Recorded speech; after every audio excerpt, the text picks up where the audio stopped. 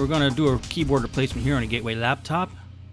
It is a model number W340UI. You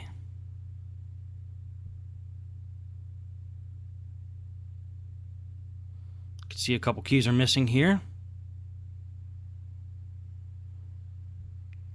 The way to get the keyboard off is to remove that top plate right under the screen.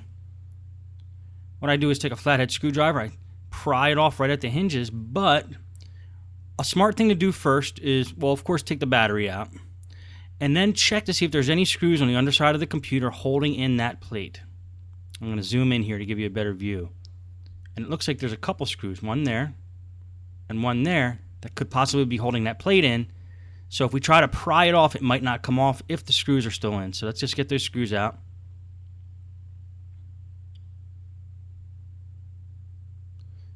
And then there's two more screws that could possibly be holding that plate in.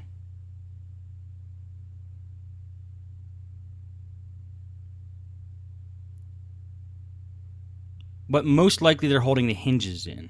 There's two other holes there. But so we'll try to pry the plate off. If it doesn't come off, we'll try removing those other screws. One way to do it is get right under the hinge with a flathead screwdriver.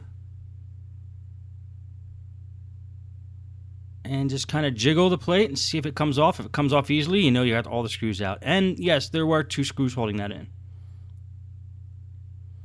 Now we have easy access to the keyboard. There's usually screws on the top of the keyboard, or it just flops over like that. I'm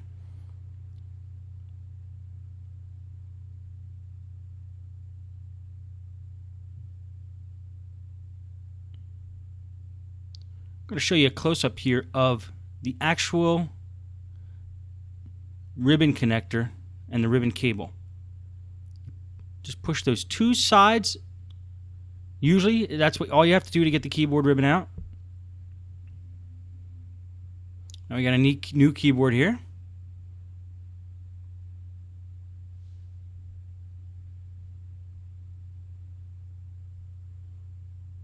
And you push the ribbon back in. The new keyboard. Sometimes it's easier to do it while the keyboard's laying flat like that. Whatever's easiest. Those cables are not very long usually. I'm going to zoom back in here. You push that cable in, and you clamp the one side down and clamp the other side down. If you have nails, great. If not, use a screwdriver or preferably something non-metal.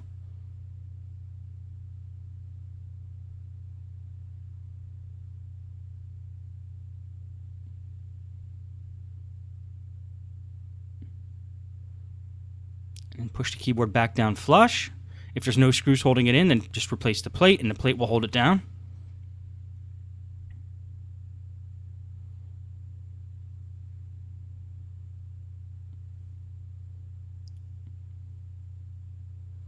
Make sure that the LCD cable is not in the way of that hinge cover. Make sure it fits over it just the way you got it off.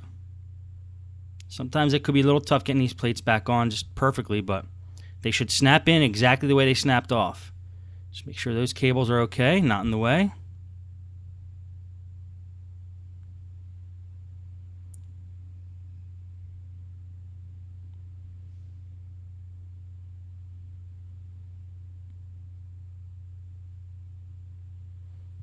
Everything looks okay. It might have been a tight fit in there in the first place, so that might be why it's not working. Okay, there we go.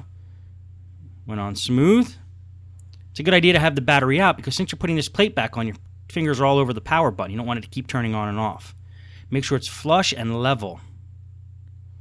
Then we're going to flip it around, put two screws back in. And that's how easy a keyboard replacement is. Keyboards are very easy.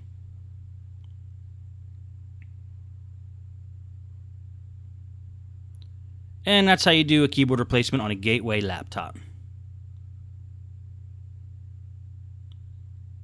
There you go.